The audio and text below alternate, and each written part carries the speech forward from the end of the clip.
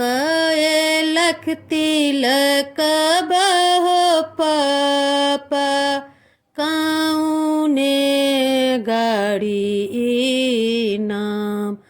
कए लख तिलक बहो पापा कौने गाड़ी नाम। कैसन खोजल हो पापा महल मकान। कैसन खोजल हो पापा महल मकान।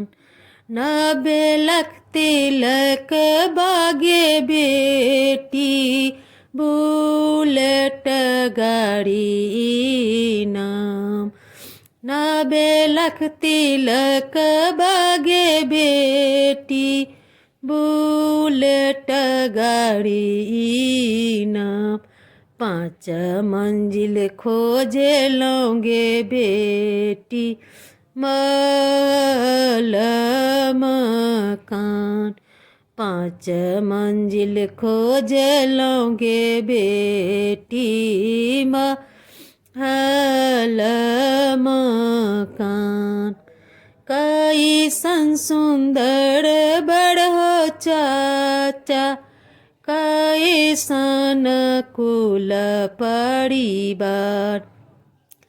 कैसन सुंदर बड़ हो चाचा कैसन कुल परिवार।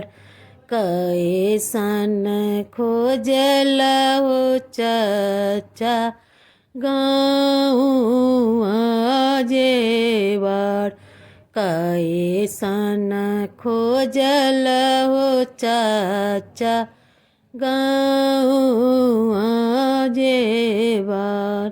सर्विस वाला सुंदर बड़गे बेटी खानदानी कुल परिवार।